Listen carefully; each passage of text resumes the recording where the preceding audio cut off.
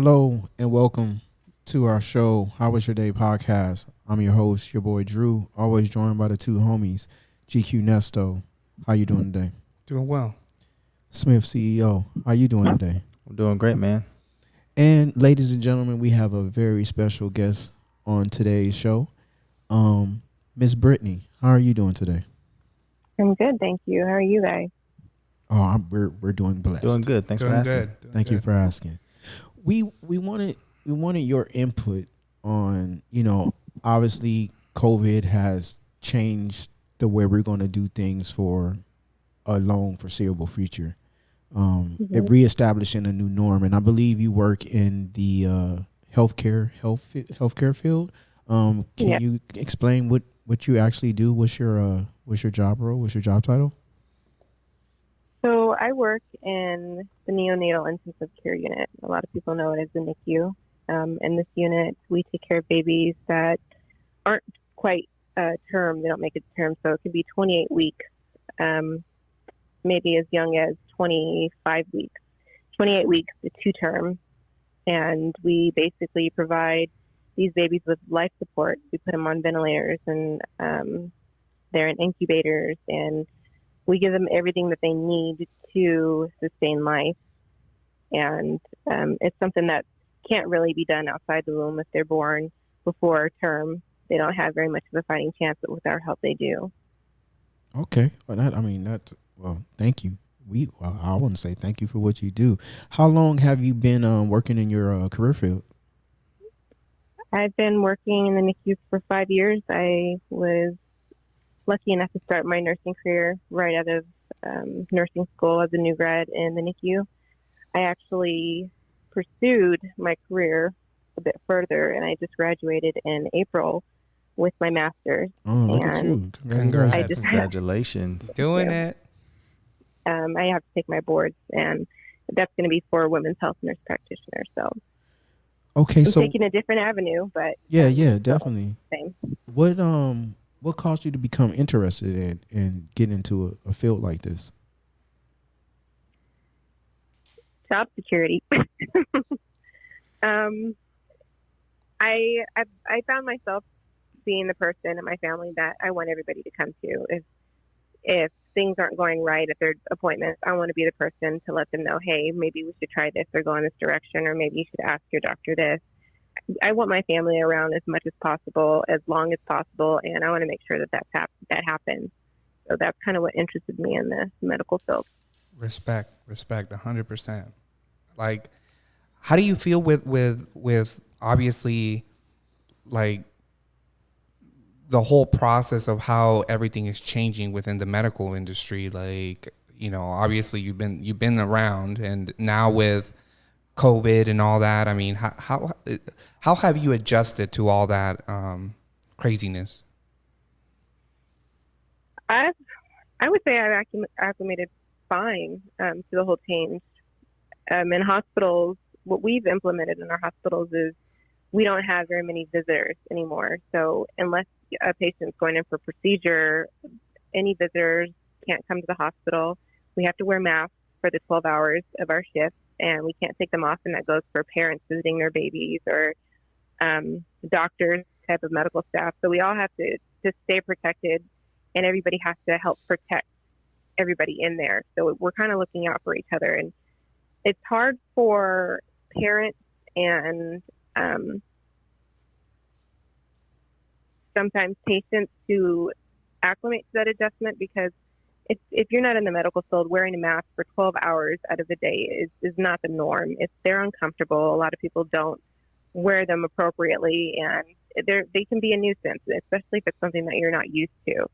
So I would say, I could speak for myself and say, in my experience in being in the medical field, I haven't really made much of an adjustment because it was something that we were already doing. Okay, definitely, I understand that. But do you think, with the added risk of COVID, has your practices and the procedures that you guys do? I think you just hinted on that, but has it made anything more challenging or more difficult to do what you do on a daily basis? I would say in my specialty, no. However, the hospital that I do work at, the COVID floors are constantly full. There was actually an instance where, when it was the peak of COVID in my hospital, they were calling down to every floor possible to look for ventilators because it was overflown in the hospital. So they were looking for machines that we use on babies to fulfill this need. So it hasn't really changed or affected us as my specialty, but it has affected the adult population and the nursing staff and the medical staff, and those other specialties such as med-surg, pediatrics, mothers that are pregnant, and those other kind of specialties that kind of affected them more. Okay, that's understand.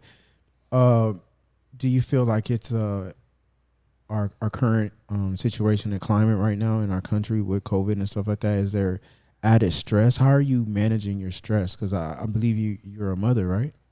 Yes, I am. I'm a mother of 3, and I actually just had a newborn, so I have a 3-month-old. Congratulations. In the midst of all of this, thank you. You're just like Superwoman over here. What? She really is. She's like a superwoman. Like I mean, think about it. Like seeing all these things that she sees on a daily basis, that's impressive because I mean, I see one dead person and I'm like, I can't even sleep by myself no more. You know, like it's tough.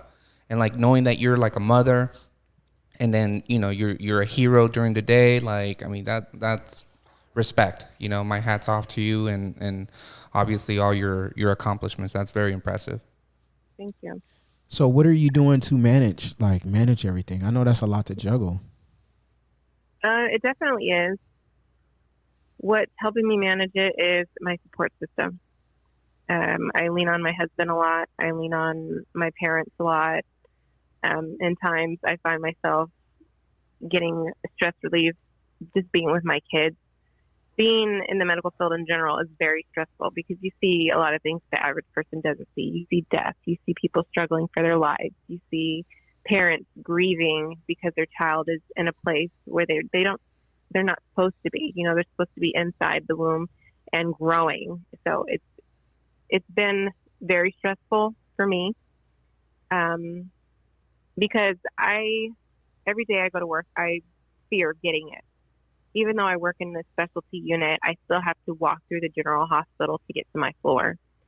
And walking into our hospital, we have these monitors where it picks up our body temperature and it tells the person if we have a fever, and then they proceed to ask us any questions if we have any signs and symptoms. And this is for every shift that any employee of my hospital has to go through in order to make it to their floor to work their actual shift. So at any point in time, if you know anything about COVID, you know that, you know, for a period of time, you can be asymptomatic and you could have COVID. So every time I step outside my door and I go to work, I'm risking my life. And I have to face the fact that potentially I can contract it and I could bring it home to my family. So that in itself has made it very stressful for me to function in being in the medical field. Do you feel that were you a little bit more extra cautious? Like, meaning like what I say, like, you know, normally you're around people, they may sneeze, they may cough, but when they're doing it nowadays, it's like, oh man, you potentially just infected me, you know? And I know it's even like magnified, and you know, I'm only using my imagination. I would only imagine that it's even more intense inside of a hospital. Like you got somebody coughing and sneezing and you're like, oh my gosh. Oh. Absolutely. It definitely makes you question who can you really trust. It makes you question family members. It makes you question coworkers, best friends, or who you think are best friends, and you know how people take the virus seriously or not, lack thereof. But it actually has us as nurses, as peers, looking at each other. If we hear a peer cough or sneeze, and it's like, can I really trust you? So it's Don't go out with her to lunch. Concerns in general, yeah. So we were questioning everything. If somebody's doing something they have no business doing, it's like, are you sure that's allergies? Or, you know, do we need to report you to the manager? Should you be here? Because, I mean, it's as much as we want to make light of the situation and joke about it, it's really not a joke. Right, it's still a serious situation. So basically what you're saying is it's a lot of snitching going on in your hospital. It is what it is. I got a question for you. I mean, I know you're in the NICU unit, so you guys are kind of segregated from the whole thing. Have you encountered any mothers or babies born with COVID? We haven't had any babies. COVID isn't really transferred from mother to baby, Okay. just being in the womb. But I believe at other hospitals they have had mothers that have been affected from COVID, and I believe I even read that some mothers were affected to the point of either not seeking the appropriate medical attention or not being able to fight it, and they have lost their lives and lost their babies behind. Yikes. Well, hey, we definitely salute you for what you do. I mean, if no one told you they appreciate you, hey, we appreciate you. Definitely. We here at Thank the you. How Are Your Day podcast, we appreciate all that you do. Me specifically, because my sister had triplets and they were in NICU for, I believe, like 3 or 4 months. So my hat's off to all NICU nurses. You guys are amazing. Thank you. That's intense. Just thinking about like what you go through. I mean, yeah, that's. So I have another question for you, Brittany. You being in the field, what are your thoughts on COVID vaccines? Would you take it? No. Ooh, good answer. Can you elaborate on why? I wouldn't take it because in order for a vaccine to be effective, it has to go under years of research and trials for it to be effective, to gather a full picture of what exactly it is that we're dealing with and what exactly it is that we're putting into our bodies. There are a lot of vaccines out there now. I mean, there's the population that don't believe in vaccinating their kids or getting vaccinations as an adult, even though they might have been vaccinated as a child. But it really depends on the person and what they're willing to put in their body. And I'm vaccinated. I believe in vaccinations. I vaccinated my children. I've done my own research, and I'm comfortable with that and saying that. I know I'm protecting my children to the best of my ability. But when it comes to something that's kind of pushed to try and get a result, I'm not comfortable with doing that. I wouldn't recommend it to any of my family members, and I wouldn't put it in my body, only because it's a process, and you can't force a process when it comes to something like that. Right. No, I would agree 100%. Like me, myself, I personally don't believe in vaccines. I've never been vaccinated. Mm-hmm. So me personally, I don't believe in vaccines. I myself have never been vaccinated. But I'm not gonna, I kind of lightweight thought about the COVID vaccine. But then the same thing popped in my head, like, can they develop a vaccine for something that quick, So I'm glad you touched on that. So it gave me a little bit more insight. I see it more along the lines as I'm a firm believer in you get what you pay for. So if you want something to be worthwhile, you may have to spend a little bit more money. Right. Like she touched on, we're not weird because we're not involved with it, but it seems like, they're trying to get this into the market as fast as possible. Right. So when you do Right. that, what I'm saying, the quality of what you're actually producing is most of the times not that great.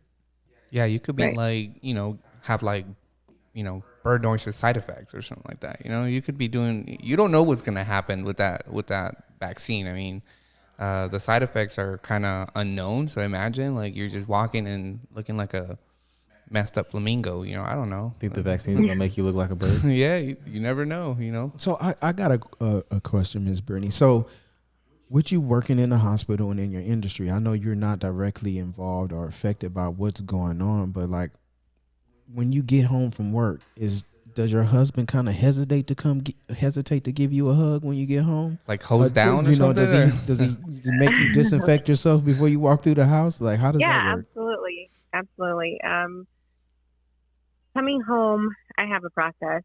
A lot of nurses do, and this was pre-COVID as well. We kind of pull into our garage, close the garage, and hope and pray that it's closed all the way before we commence to undressing. But that's kind of what we do. We have a basket and a bucket. Sometimes we have bleach and some water in a bucket, and we put our shoes in it and clean the bottom of it, and we just undress in the garage. And then I put my clothes in a bag and put it straight into the washer. I don't leave my scrubs laying around or my shoes anywhere accessible for my kids to touch, because all that lives on materials, and it can be something that my kids can get or they can touch. So I do everything possible to keep my area clean and to minimize any type of transmission or bringing anything home from the hospital.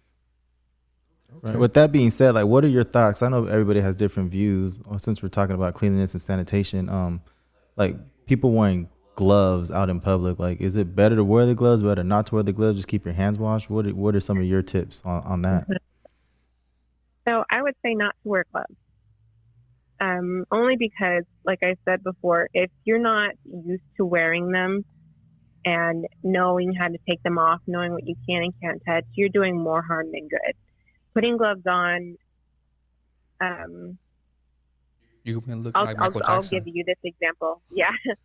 One of my coworkers gave this example to somebody, and they said, if you want to know how many things you're touching, get a Clorox wipe, walk around your house, and instead of touching it with your hand, touch it with your wipe. And you can leave a residue around, and you can see how many things you touch in a matter of 30 minutes to an hour, and it's countless things. A lot of people that are putting these gloves on are touching everything possible, touching their wallet, going in their wallet, touching their wallet, pulling out their card, then touching the keys on the ATM, or grabbing things off the shelf, deciding that this isn't what they want, putting it back on the shelf, and then touching their cart, and then scratching their face, pulling their mask down, doing all of these things. And people aren't realizing that in touching all of these things, I still have the germ on my hands, instead of being cautious of what it is that I'm touching and minimizing what it is I'm touching. But family members, I've actually had this conversation with them, wore gloves out, and they thought that they were protecting themselves. In actuality, they were doing more harm than good, because they were going to stores with the gloves on, getting in their car with the gloves on, touching everything in their car, and then going home and taking them off. In the midst of them getting from point A to point B, they touched countless things, and they've spread so many different types of germs in everything that they've touched. So pretty much the gloves turn into what you would call a carrier in a sense? Yes. All right. That's definitely, I understand that. Makes sense. Yeah, that's pretty. It's funny how those little things count, especially like with everything that's going on. I mean, there's so many different, you want to say, theories of how people want to conduct themselves, like with no gloves, all these other stuff. I don't know. It's kind of, what do you feel as far as like the whole part about being infected and then being immune to it? I mean, do you think that's even possible? I don't know about being immune to it, because there's a lot of people that have been affected from it that have gotten it again. Really? So it hasn't protected them at all. No, there's a number of people that I've known that've gotten it that got a second wave of it as well. So I know one of the arguments was the only way that we're going to get over it is by herd immunity, which means that everybody has to get it in order for us to all develop this immunity to it, and it to just basically become like the flu. It's just something that lingers around. It's always going to be there, but it's just a matter of how everybody's body is going to process it, and either you're going to get over it, or you're sad to say you're going to die from it. But So I don't believe in immunity to it. No. So that's kind of a scary thought. You know what I mean? Like playing COVID roulette, if you will. You know what I mean? Like get it and hope you survive. Kind of a scary thought. So it is very scary. So what would you recommend? Well, okay. Well, I feel comfortable asking this. Like, what would you recommend? You as a parent, and you having the experience and the knowledge, what are you doing to protect your children? Like, what kind of measures do you take? As far as, do you let them go out in public? Are you still quarantining? What is your method to all this madness? Since the beginning of this, my children have been in quarantine. They haven't gone out. We don't do play dates. We kind of keep to ourselves. So we have a select group of people. It would be my in-laws, people that watch them when I'm going to work, and their dad. We just minimize the amount of people that we've been around. And if we feel like we want to go and socialize with people, then we have to establish our quarantine group. And we do have those friends, but I do not take my kids out in general public because kids are nasty little creatures themselves, and they touch everything. And Everything. I don't want to run in that mistake of them touching the wrong thing and touching their face. Little walking middle fingers, right? Yeah. Well, this comes. This brings us to the conclusion of our show. Before we end every show, I always give our members, our panel members, all right, a chance to tell something to the listeners. We'll start with you, Smith CEO. Is there anything you would like to share? Yeah, first and foremost, I want to say thank you to Brittany for jumping on the show today, sharing your insight on COVID from kind of an insider's point of view, I guess you could say. And thank you to all the first responders, all the healthcare workers out there for all that you guys do. We appreciate it. GQ Nesto. I gotta second that emotion. Thank you. We're really grateful for all your dedication and sacrifice that you do for the community. So, Brittany, thank you to you and your health workers for sure, and definitely wishing nothing but the best for you guys. And Miss Brittany, is there anything you would like to share? I would just encourage people to stay safe, keep doing what you're doing, and take this virus seriously. It's not something to play around with, even though you can't see the effects of it. Personally, if you're not affected by it, things are happening. People are dying from it, and it's not a joke. Well, once again, I'm sorry. I didn't want to cut you off. Go ahead. No, I just want people to take it more serious. Well, once again, we thank you all for tuning in. Ms. Brittany, we thank you for being a part of our show today and our experience. And we want all the listeners to know that we appreciate you. We love you. Stay safe. And we'll see you guys next time. How Was Your Day podcast? We out.